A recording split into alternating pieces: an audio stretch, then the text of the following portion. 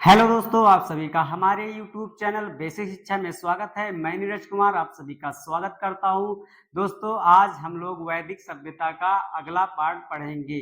इससे पहले हम लोगों ने वैदिक सभ्यता की बेसिक जानकारी प्राप्त की थी और वैदिक सभ्यता को दो भागों में पढ़ा जाता है, ऋग्वैदिक काल और उत्तर वैदिक काल।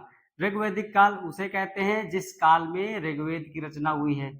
उत्तर वैदिक काल उसे कहते हैं जिसमें बाकी के 3 वेदों की रचना हुई, उसे उत्तर वैदिक काल कहते हैं। अब ऋग्वैदिक काल को हम लोग आज पढ़ेंगे। ऋग्वैदिक काल के समय वहां का जीवन कैसा था, मतलब कि सामाजिक जीवन कैसा था, धार्मिक जीवन कैसा था, राजनीतिक जीवन कैसा था और वहां के जो देवी देवता थे उसके बारे में हम लोग आज पढ़ेंगे। तो आइए दोस्तों देखते हैं ऋग्वैदिक काल। ऋग्वैदिक काल का टाइम पीरियड कितना था दोस्तों? तो 1500 ईसा पूर्व से 1000 ईसा पूर्व तक ऋग्वैदिक काल का समय था। अब ऋग्वैदिक काल के समय लोग जीवन कैसा जीते थे, आइए देखते हैं। राजनीतिक जीवन सबसे पहले देखते हैं। राजनीतिक जीवन वहां का कैसा था? तो राजनीतिक जीवन में वो कबीलाई जीवन जीते थे। आज के जैसे नहीं कि गांव बना हो, शहर हो और अच्छी अच्छी इमारतें बनी हो। वो लोग कबीलाई जीवन जीते थे और उस कबीले के मुखिया को राजन राजन जिसे राजा कहा जाता था। और जो वहां का राजा होता था उसके पास सीमित अधिकार था। वो राजा नहीं जिनके पास बहुत सा धन हो, बड़ी सेना हो और आर्थिक मजबूती हो। बस उतनी टाइम का जो राजा था उसके पास सीमित अधिकार थे अपनी प्रजा के लिए। आगे देखते हैं। राजा के सहयोग के लिए कुछ संस्थाएं बनाई गई थी जो राजा का सहयोग करती थी। वो संस्थाएं कौन थी? तो समिति थी जो आम लोगों की संस्था थी। जो समिति थी वो आम लोगों की संस्था थी। सभा सभा उच्च वर्ग के लोगों की थी, जो पढ़े लिखे होते थे उनके लिए सभा थी। तो उसमें उच्च लोग आते थे और समिति में आम लोग होते थे। अब इन दोनों में स्त्रियां भाग ले सकती थी, मतलब कि राजनीतिक जीवन में उतनी टाइम स्त्रियां भाग ले सकती थी और उत्तर वैदिक काल में स्त्रियां भाग नहीं ले सकती थी। तो इसमें मुख्य है स्त्रियां भी भाग ले सकती थी। विदत क्या थी? तो विदत जो था वो उपज लूट का बंटवारा के लिए संस्था बनाई गई थी। जो खेती होती थी उसमें उपज हो गया, लूट हो गया और बंटवारा के लिए संस्था थी। गढ़ क्या था? तो गढ़ उतनी टाइम कुलीनों की सभा थी। जो कुलीन थे उस समय उसकी सभा थी। आगे से ऋग्वैदिक काल के अधिकारी को क्या कहा जाता था? तो रत्निन कहा जाता था। क्या कहा जाता था दोस्तों? तो रत्निन कहा जाता था। उस समय के पुरोहित को क्या कहा जाता? पुरोहित जो होते थे वो धार्मिक सलाह के लिए होते थे। जो पुरोहित थे वो धार्मिक सलाह के लिए होते थे। जो सेना होती थी, सेना के प्रमुख को क्या कहते थे? सेना प्रमुख। और सेना कोई मतलब कि स्थायी सेना नहीं थी, अस्थायी सेना थी। कैसी थी दोस्तों? तो अस्थायी सेना थी। आज के समय जो सेना है वो स्थायी सेना है। उतनी टाइम सेना कोई स्थायी मतलब कि ऐसा नहीं थे कि सैलरी बेस पे काम कर रहे थे। जब युद्ध होता था तब वो युद्ध करने जाते थे, अन्यथा नहीं अपने कार्यों में बिजी रहते थे, मतलब अपना काम करते थे। तो उतनी टाइम की सेना जो थी वो अस्थायी थी। और पूर्व किसे कहते थे? किले दुर्ग सुरक्षा के लिए। जो किले थे वो उतनी टाइम, किले मतलब बहुत बड़े नहीं थे, कबीले में जो भवन थे उसके सुरक्षा के लिए पूर्व जो होते थे वो उनकी सुरक्षा करते थे। उसके आगे स्पस क्या थे? तो गुप्तचर के हेड होते थे। जो गुप्तचर विभाग था उसके हेड होते थे। स्पस के बाद आइए देखते हैं बलि उतनी टाइम एक टैक्स था, कर था, जो राजा के द्वारा जबरदस्ती नहीं लगाया जाता था। वो लोगों की इच्छा के अनुसार दिया जाता था, क्योंकि उतनी टाइम इतना ज्यादा खेती नहीं होती थी, ना इतना ज्यादा व्यापार होता था जो राजा को उनकी इच्छा अनुसार कर दे। तो ये लोगों की इच्छा के अनुसार कर दिया जाता था, जिसे उतनी टाइम बलि कहा जाता था। आगे देखते हैं न्याय। न्याय का उल्लेख बहुत कम मिलता है, उन्हीं टाइम न्याय का उल्लेख बहुत कम मिलता है। और आगे देखते हैं सामाजिक जीवन। सामाजिक जीवन कैसा था? तो ऋग वैदिक काल में समाज समतावादी था और वर्ण व्यवस्था पर आधार बटा हुआ था। वर्ण व्यवस्था हमने पहले वाले वीडियो में पढ़ा था कि 10वें मंडल में वर्ण व्यवस्था का वर्णन मिलता है, जिसमें ब्राह्मण, क्षत्रिय, वैश्य और शूद्र, ये 4 वर्गों में उतनी टाइम का समाज बटा हुआ था। यह जन्म आधारित नहीं था, ये कर्म पे आधार, मतलब कर्म से ही आप ब्राह्मण कहलाए जाएंगे, कर्म से आप क्षत्रिय कहलाए जाएंगे, और व्यापार अगर आप लोग कर रहे हैं तो वह वैश्य होंगे, अगर आप हाथ के कारीगर हैं तो शूद्र कहलाए जाएंगे। तो ये कर्म आधारित था उतनी टाइम। तो उतनी टाइम का समाज कर्म आधारित था। जब उत्तर वैदिक काल पढ़ेंगे तो उसमें जो समाज ये 4 वर्गों में बटा था वो जन्म आधारित हो जाता है। तो ये चीज जरूर याद रखना सभी लोग। उसके बाद दास प्रथा का प्रचलन था। दास प्रथा का प्रचलन था, इतना खास नहीं था कि बहुत कम था। दास प्रथा का प्रचलन बहुत कम था। उसके बाद पितृत्मक और संयुक्त परिवार था, मतलब कि उस समय का समाज पितृत्मक और संयुक्त परिवार था। कहने का मतलब कि हड़प्पा सभ्यता में जो समाज था वो मात्र सत्तात्मक था, और ऋग वैदिक काल में समाज पितृत्मक समाज था। उसके बाद जो समाज था वो 5 वर्गों में बटा था, मतलब कि वहां का जो प्रशासनिक व्यवस्था थी वो 5 वर्गों में बटी थी। तो सबसे छोटे को, जिसमें जो परिवार था उसको कुल कहा जाता था, जो परिवार था उसको कुल कहा जाता था। उसके बाद जो परिवार मिलकर ग्राम बनाते थे उसको, कई परिवार मिलकर ग्राम बनाते थे, और गांव मिलकर विश्व बनाते थे, विश्व से जन बनता था, और जन से राष्ट्र बनता था। तो ये 5 वर्गों में उस समय का प्रशासन बटा हुआ था। आइए आगे देखते हैं स्त्री। जो स्त्रियां उतनी टाइम थी वो उपनयन संस्कार में भाग लेती थी।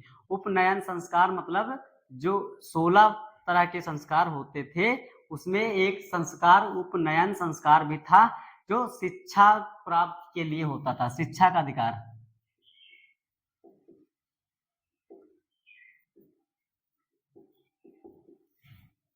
पहले आश्रम में बच्चे पढ़ने जाते थे, तो जब घर से जाते थे उनका उपनयन संस्कार होता था।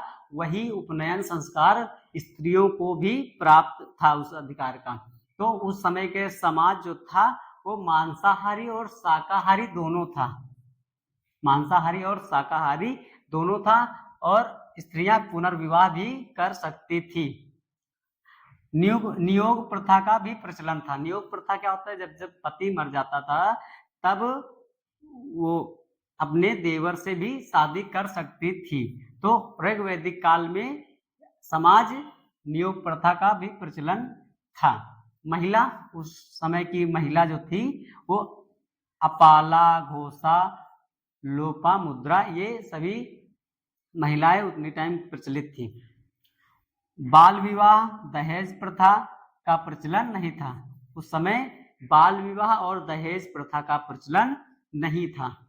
मनोरंजन के लिए लोग क्या करते थे? पासा खेलते थे, नृत्य करते थे, और घुड़दौड़ आदि मनोरंजन के साधन थे, और भी रहे होंगे। जैसे फिर आगे देखते हैं आर्थिक जीवन कैसा था। आर्थिक जीवन उतना कुछ खास नहीं था, क्योंकि ऋग वैदिक काल में लोहे की खोज अभी नहीं हुई थी। उतनी टाइम पीते की पीतल से जो धातुएं बनाई जाती थी वो उतनी मजबूत नहीं थी, और कांसे से भी जो धातुएं बनाई जाती थी उतनी मजबूत नहीं थी, जिससे कृषि कार्य में उतनी सहायता मिल सकती थी। जब लोहे की खोज होती है उत्तर वैदिक काल में, तब आर्थिक जीवन सुधरता है। तो उतनी टाइम जो आर्थिक जीवन था वो उतना कुछ खास नहीं था। मुख्य आधार था पशुपालन। मुख्य आधार क्या था? तो पशुपालन था। और हड़प्पा सभ्यता में मुख्य व्यवसाय क्या था? तो व्यापार था। ये अंतर दोनों सभ्यताओं में देखने को मिलता है। उस समय गाय को क्या कहते थे? तो अधन्या कहते थे। अधन्या गाय, मतलब इसका अर्थ होता है गाय की हत्या करना पाप था। उस समय गाय की हत्या करना पाप था। तो प्रमुख पशु में गाय थी, और प्रिय पशु में घोड़ा था। और जो गाय थी इसका उच्चारण ऋग्वैदिक काल में 176 बार किया गया है। जो गाय का उच्चारण 176 बार किया गया है। प्रमुख पशु थी, और प्रिय पशु घोड़ा को कहा जाता था, क्योंकि युद्धों में सबसे ज्यादा महत्व घोड़ा को दिया जाता था। कृषि में क्या क्या होता था? तो गेहूं जौ आदि फसलों को उगाया जाता था। उद्योग उतनी टाइम क्या थे? तो बढ़ाईगिरी था और रथकार थे। क्योंकि उतने टाइम युद्ध होते थे तो बढ़ाईगिरी का काम भी ज्यादा था, और रथ आदि निर्माण किए जाते थे। उसके आगे देखते हैं मुद्रा का प्रचलन नहीं था। मुद्रा का प्रचलन 620 ईसा के आसपास हुआ था। इतनी टाइम मुद्रा का प्रचलन नहीं हुआ था। तो उद्योग सीमित थे। उद्योग उस समय सिर्फ अपने देश के अंदर ही हुआ करता था। हड़प्पा सभ्यता में व्यापार देश विदेश दोनों से हुआ करता था। तो जो उद्योग था, व्यापार कहने का मतलब वो सीमित था। और विनिमय व्यवस्था थी। विनिमय व्यवस्था मतलब कि उतनी टाइम कोई मुद्रा तो थी नहीं, एक वस्तु से दूसरी वस्तु को बदल लिया जाता था, वही विनिमय व्यवस्था थी। और आंतरिक क्षेत्र में व्यापार होता था। आंतरिक क्षेत्र मतलब अपने देश के अंदर ही व्यापार होता था। आगे देखते हैं हम लोग अब धार्मिक जीवन कैसा था। तो धार्मिक जीवन ये बहुदेववादी थे। बहुदेववादी मतलब कि ये बहुत से देवता की पूजा करते थे। तो ये लोग प्रकृति की पूजा करते थे, देवी देवताओं की पूजा करते थे। और ऋग्वैदिक काल में प्राप्त 33 देवी देवताओं के नाम मिले हैं, जिन्हें 3 श्रेणियों में बांटा गया है। तो पहली श्रेणी थी अंतरिक्ष के देवता, दूसरी श्रेणी में पृथ्वी के देवता, और तीसरी को आकाश के देवता में बांटा गया है। तो अंतरिक्ष के देवता कौन थे? तो इंद्र थे, मारुत थे, रुद्र थे और वायु। ये महत्वपूर्ण हैं, इनको जरूर याद रखना है। और पृथ्वी के देवता अग्नि थे, पृथ्वी थे, सोम थे, बृहस्पति थे। तो ये पृथ्वी के देवता हैं, ये अंतरिक्ष के देवता हैं। और आकाश के देवता कौन कौन तो थे? तो सूर्य थे, वरुण थे, उषा थे और विष्णु। सबसे 33 देवी देवताओं में सबसे ज्यादा आकाश के देवता में देवी देवता थे, सबसे ज्यादा इसी में थे। ये लिस्ट बहुत बड़ी है भी। ये हम प्रमुख देवी देवताओं को लिखे हैं, और लिस्ट और भी बहुत बड़ी है, सबसे ज्यादा इसी में है। सबसे प्रमुख देवी देवता कौन था ऋग्वैदिक काल में? तो इंद्र थे। सबसे प्रमुख देवता इंद्र थे, जिनका ऋग्वैदिक काल में ऋग्वेद में 250 बार इनका उच्चारण मिलता है। और जब उत्तर वैदिक काल आता है तो प्रमुख देवता कौन हो जाते हैं? प्रजापति अर्थात ब्रह्मा हो जाते हैं। अग्नि को क्या कहा गया है? मध्यस्थ देवता। मध्यस्थ देवता मतलब कि इंसानों और भगवानों के बीच को अग्नि देवता कहते थे। उसके आगे देखते हैं वरुण को क्या कहते थे? वर्षा एवं समुद्र के देवता थे। सविता को चमकते हुए सूर्य की देवी कहा जाता था। और मित्र को उगते हुए सूर्य की देवी कहा जाता था। अश्विन, अश्विन को चिकित्सा के देवता थे। अश्विन जो थे वो चिकित्सा के देवता थे। पूषण, पूषण पशुओं के देवता थे। ऋग्वैदिक काल में पूषण जो थे वो पशुओं के देवता थे, और उत्तर वैदिक काल में जो पूषण होते हैं वो शूद्रों के देवता हो जाते हैं। तो ये भी एक महत्वपूर्ण है पूषण। अब अगर ऋग्वैदिक काल में पूछता है तो पशुओं के देवता, अगर उत्तर वैदिक काल में पूछता है तो वो शूद्रों के देवता हो जाते हैं। सोम किसके देवता थे? तो वनस्पति के देवता थे। सोम किसके थे देवता थे? तो वनस्पति के देवता थे, जिससे सोमरस बनाया जाता था। सोमरस अर्थात भांग, जो नशीला पदार्थ था। तो ऋग्वैदिक काल में हम लोगों ने आज राजनीतिक जीवन को पढ़ा, और उसके बाद सामाजिक जीवन, आर्थिक जीवन और धार्मिक जीवन को पढ़ा। इस आशा करता हूं कि आप लोगों को ये अच्छे से समझ में आया होगा, क्योंकि इसमें राजनीतिक जीवन में कबीलाई जीवन जीते थे। राजा को नाम मात्र की शक्तियां थी, ज्यादा अधिक अधिकार नहीं थे।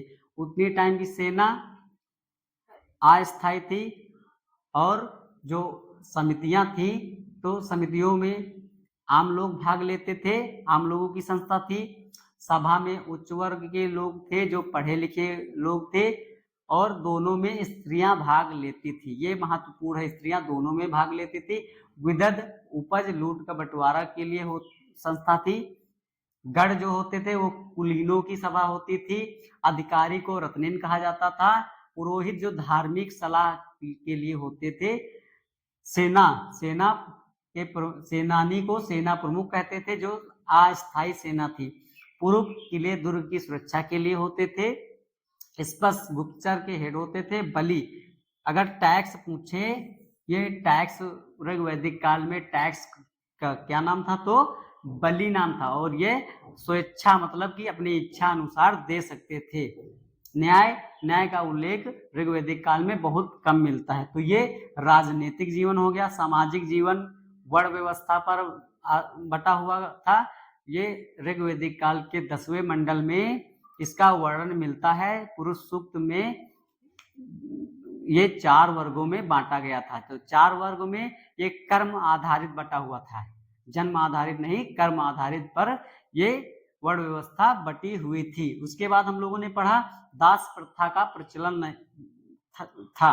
दास प्रथा का प्रचलन था, मगर उतना ज्यादा जो अकबर के समय या और किसी राजा के समय उतना खास नहीं था।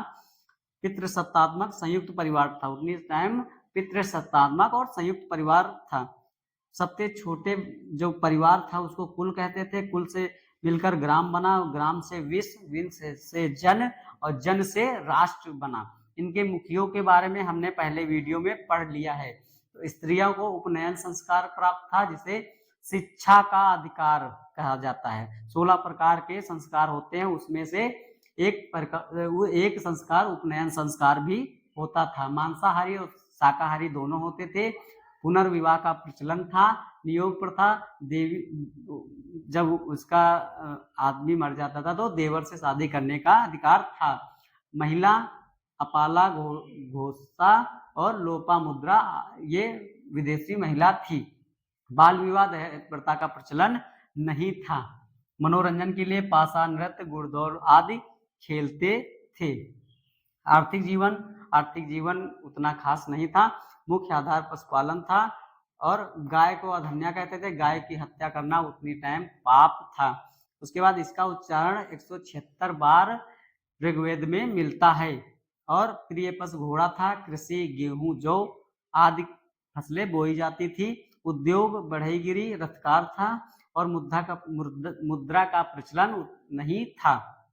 उद्योग सीमित था, और वस्तु विनिमय का प्रचलन था, और आंतरिक क्षेत्र में ही व्यापार किया जाता था। तो ये आर्थिक जीवन हो गया। धार्मिक जीवन में बहुत से देवी देवता की पूजा करते थे, जिन्हें बहुदेववादी कहते हैं। प्रकृति की पूजा, देवी देवताओं की पूजा वो लोग करते थे। यहाँ पर प्राप्त ऋग्वैदिक काल में 33 देवी देवताओं का नाम मिलता है, जिन्हें 3 श्रेणियों में बांटा गया है। आंतरिक के देवता, पृथ्वी के देवता और आकाश के देवता। अंतरिक्ष के देवता थे इंद्र, मारुत, रुद्र, वायु, अग्नि, पृथ्वी, सोम, बृहस्पति, ये पृथ्वी के देवता थे। और आकाश के देवता सूर्य, वरुण, उषा, विष्णु। अगर पूछा जाए कि 3 श्रेणियों में सबसे ज्यादा देवता किसमें थे, तो आकाश के देवता सबसे ज्यादा थे। उसके बाद सबसे प्रमुख देवता इंद्र थे, जिन्हें ऋग्वैदिक काल में 250 बार उच्चारित किया गया है। अग्नि के देवता को मध्यस्थ देवता अर्थात भगवान और इंसान के बीच के देवता को अग्नि के देवता कहते थे। उसके बाद वरुण को वर्षा एवं समुद्र के देवता कहते थे, और सविता को चमकते हुए सूर्य की देवी, और मित्र को उगते हुए सूर्य के देवता, अश्विन को चिकित्सा के क्षेत्र के देवता, और पूषण सबसे महत्वपूर्ण है। ये ऋग्वैदिक काल में पशुओं के देवता होते हैं और उत्तर वैदिक काल में शूद्रों के देवता होते हैं। सोम वनस्पति के देवता, जिसे सोमरस बनाया जाता है, जिसे भांग कहते हैं। तो दोस्तों, आशा करता हूँ आप लोगों को ऋग्वैदिक काल अच्छे से समझ में आया होगा। तो अगले वीडियो में हम लोग उत्तर वैदिक काल पढ़ेंगे।